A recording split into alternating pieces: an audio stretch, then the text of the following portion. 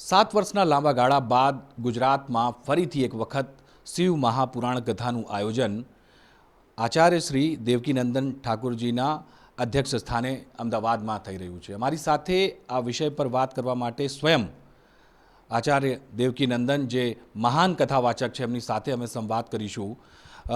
गुरुजी आपका पहले तो बहुत स्वागत है गुजरात फर्स्ट और OTT इंडिया में। बहुत बहुत साधुवाद आपके सभी व्यूअर्स को मेरा प्यार भरा राधे राधे। केम छो गुजरात? सवाल ये एक सीधा है गुरुजी की 7 साल के बाद शिव महापुराण कथा का आयोजन और वो भी अहमदाबाद गुजरात की भूमि पे आप आए हैं। सबसे पहले तो क्या कहना चाहते हैं और क्या संदेश देना चाहते हैं गुजरात की जनता को आप?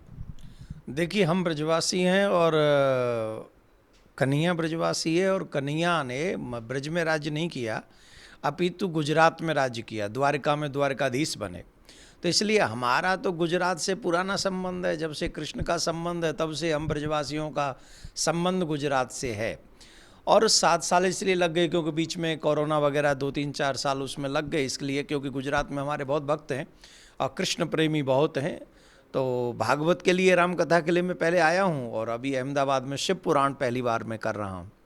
तो यहाँ आने के पीछे एक रीज़न है कि हम युवाओं को जिस तरीके से युवा जो है वो आधुनिक दौड़ में रनिंग कर रहे हैं इस टाइम, और वो कुछ जो हमारे सांस्कृतिक जिम्मेदारियां हैं, आध्यात्मिक जिम्मेदारियां हैं, पारिवारिक जिम्मेदारियां हैं, उनको जाने अनजाने में वो कहीं ना कहीं इग्नोर कर रहे हैं। तो वो उस चीज़ को जान सकें, इसलिए मैंने कल कथा में पहले ही दिन ये कहा था कि आप सब कथा में पधारें, ये अच्छी बात है, लेकिन आप अपने बच्चों के साथ पधारें, ये उससे भी अच्छी बात है।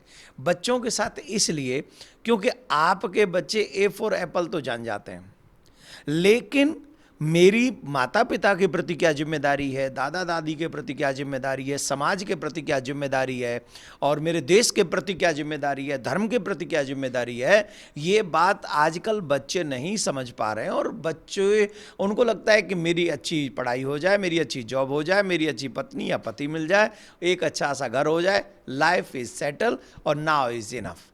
तो सिर्फ life is not for small thinkings ना। तो ये हम लोगों के बच्चों को समझाना होगा कि हमारी लाइफ हमारे समाज के लिए है, हमारे धर्म के लिए है, हमारे देश के लिए है, हमारे परिवार के लिए है। तो बहुत सारी चीज़ों को हम धर्म के माध्यम से, कथाओं के माध्यम से, जो कार्य माँ बाप नहीं कर पाते हैं वही कार्य ट्राई कर रही है व्यासपीठ कि वो कार्य करे। गुरुजी, एक सवाल ये भी आता है कि लगातार पिछले काफ़ी समय से आप सनातन के लिए, हिंदू धर्म के लिए और सारे धर्मों को जागृत करने के लिए आप एक प्रयास करते आए हैं। आगरा का एक विषय है जो आप ने उस मामले में प्रकाश भी डाला था, जामा मस्जिद का। वो विषय क्या है और उस विषय को लेके आपने कहाँ तक लड़ाई लड़ी है और कहाँ तक वो लड़ाई आप लड़ने वाले हैं? देखिए, लड़ाई तो शुरू हो चुकी है। हमने लड़ाई प्रारंभ की भगवान श्री कृष्ण के पदचिन्हों पर चलने के, जैसे भगवान श्री कृष्ण ने लड़ाई लड़ी। पहले वो शांति दूत बनकर गए और उन्होंने कहा कौरवों से कि भैया ज़्यादा नहीं दे सकते तो 5 गांव ही दे दो, 5 गांव नहीं दे सकते हो तो 5 झोंपड़ी दे दो। पर दुर्योधन ने कह दिया बिना युद्ध न के सब, मैं बिना युद्ध के कुछ भी नहीं दूंगा। तो उन्हीं के पदचिन्हों पर चलकर, क्योंकि लोग मेरे आगे भी शांति दूत लगाते हैं, इसलिए उन्हीं के पदचिन्हों पर चलकर पहले हमने, जब आगरा में अप्रैल में कथा थी तब हमने उनसे कहा था कि हम आपको 5 दिन का समय देते हैं। हम टीवी चैनलों पे भाईचारे की बहुत बातें करते हैं, अब वो भाईचारे की बातें करने की बजाय रियल लाइफ में उसे उतारते हैं। तो आप एक काम कीजिए, मेरा भगवान, मेरा ईश्वर, जिसे मैं पूजता हूँ, जिसे मैं 26-27 सालों से गाता चला रहा हूँ, वो ईश्वर उन्हीं की बुक्स के माध्यम से, उन्हीं की बुक्स का प्रमाण है। माजरे आलमगिरी, ये औरंगजेब के सानिध्य में रहने वाला, उसके संग रहने वाला, उठने बैठने वाला उस व्यक्ति ने माजरे आलमगिरी एक बुक लिखी है, और उस बुक में उसने लिखा है, पेज नंबर में भी 60 पे, वो पेज नंबर थोड़ा कम मुझे याद नहीं है, लेकिन वो 60 जहाँ तक मुझे याद है, उस पर लिखा है कि किस तरीके से उसने कृष्ण भूमि मंदिर को तोड़ा और वहाँ से मूर्तियाँ लेकर, जो बड़ी बेशकीमती मूर्तियाँ थीं, उन्हें जामा मस्जिद की सीढ़ियों में गाड़ा। तो हम ये कोर्ट का 5 दिन का समय दिया, उन्होंने उस बात को माना नहीं, उन्होंने इग्नोर किया। तो अब हमने वो बात कोर्ट में अपने ट्रस्ट के द्वारा, हमारा एक मिशन, हमने एक संगठन तैयार किया है, उस संगठन के माध्यम से उसको कोर्ट में डलवा दिया है और कोर्ट ने उसे एक्सेप्ट किया है, आगरा कोर्ट ने।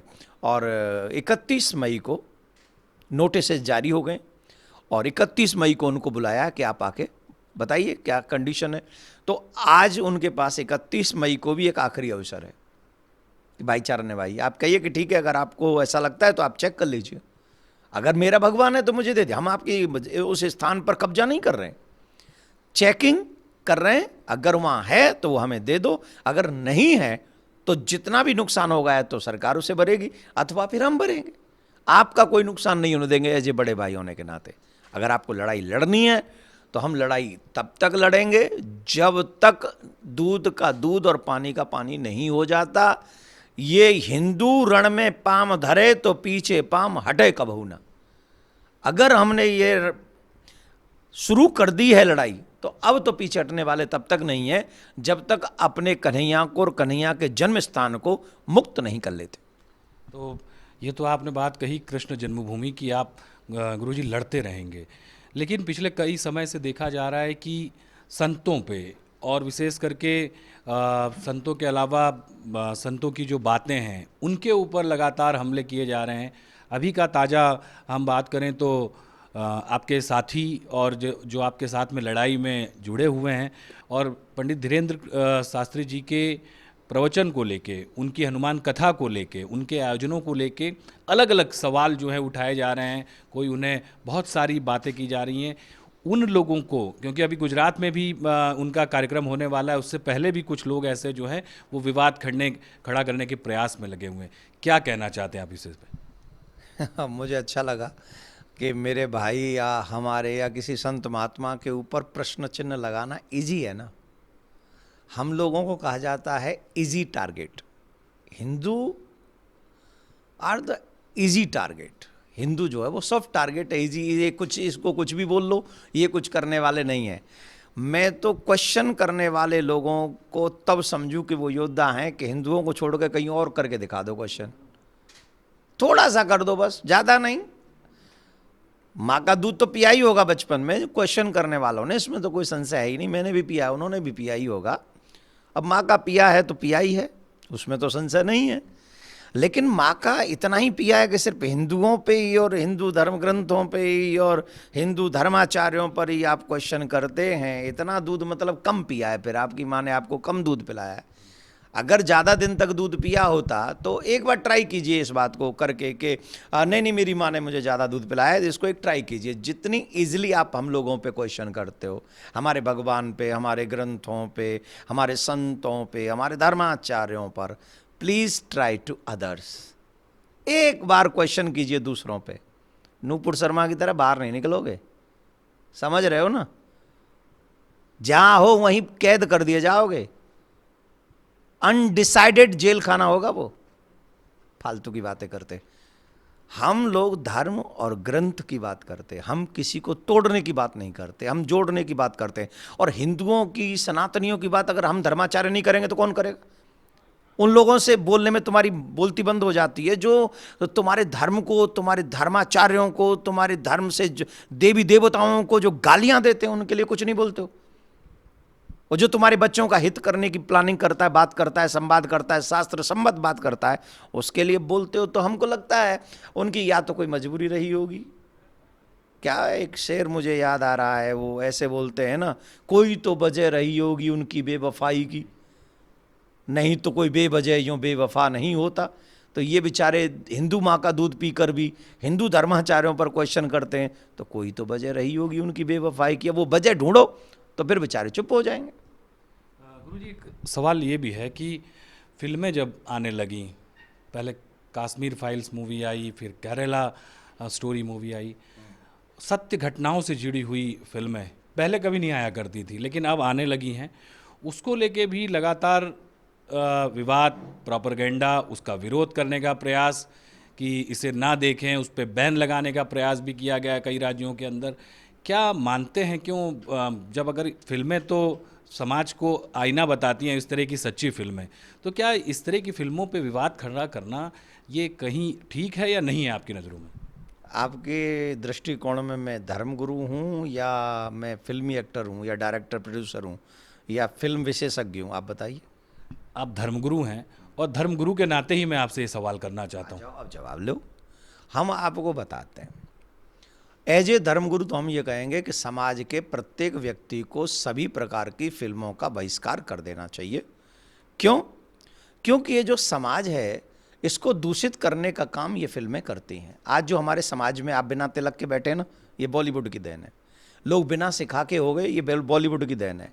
बिना फटे हुए कपड़े जो पहन के डोल रहे हैं ना, ये बॉलीवुड की देन है।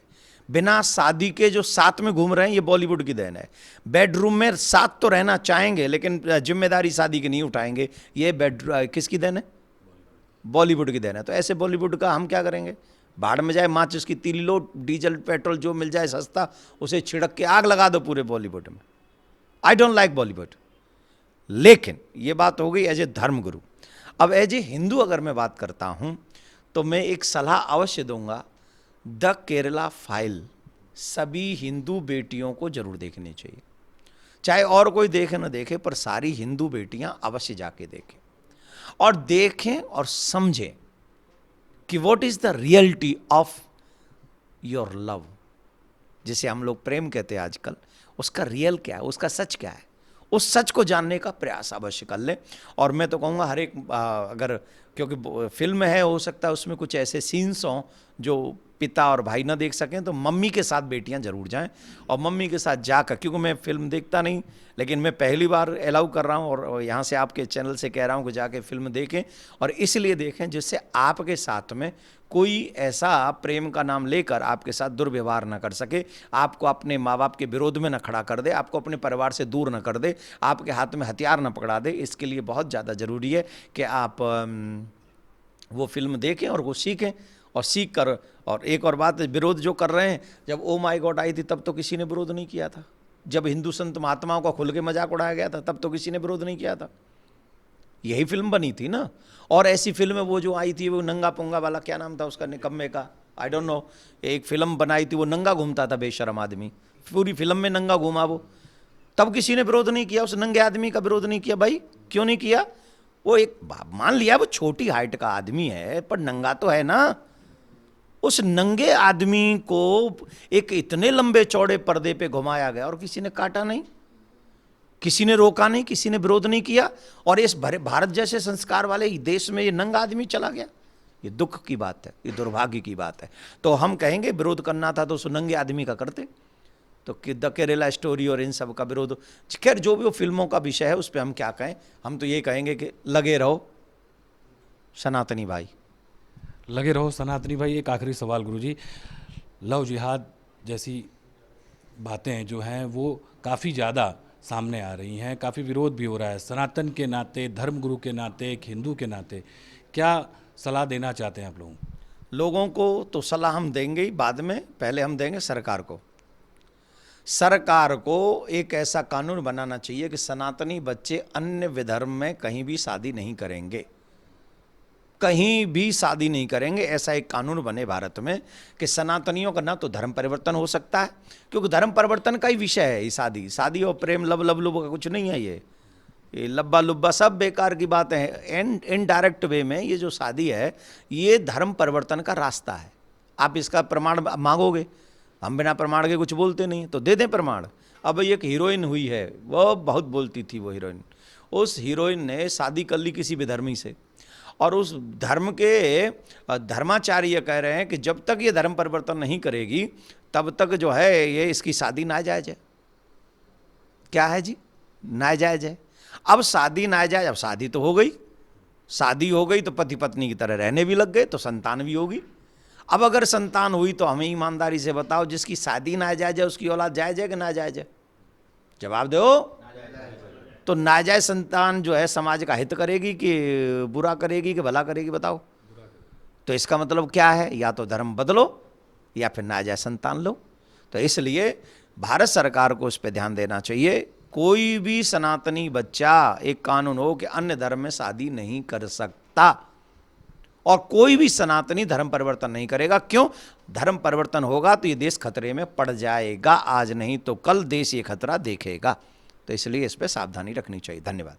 गुरु जी बहुत धन्यवाद गुजरात फर्स्ट और OTT इंडिया से बात करने के लिए। तो आपे સાંભળ્યું જે રીતે મહાન કથાકાર વિશ્વ શાંતિ દૂત આચાર્ય શ્રી દેવકીનંદનજીએ અમારી સાથે વાત કરી અને ઘણા બધા એવા મુદ્દાઓ પર ચર્ચા કરીને તેમણે વિસ્તારથી વાત કરી અને સૌથી મહત્ત્વની વાત છે કે આ જે આખો વિષય જે થતો અને આવનારા દિવસોમાં જ્યારે કથાકાર અને વિશ્વ શાંતિ દૂત બાગેશ્વર સરકાર જે એમના ભાઈ જેમને માને છે એ જ્યારે અમદાવાદમાં અને ગુજરાતમાં આવવાના છે તો તેમનો જે વિરોધ કરી રહ્યા છે તેમણે સંકેત આપ્યો છે કે તેમનો વિરોધ ના કરો અને સબૂત માંગવાની વાત છે તો અન્ય જે ધર્મના લોકો છે તેમનાથી જઈને તમે સબૂત અને બીજી જે વાતો છે એ કરો। કેમેરા પર્સન વિકી ઠાકોરની સાથે અમિત રાજપૂત, અમદાવાદ।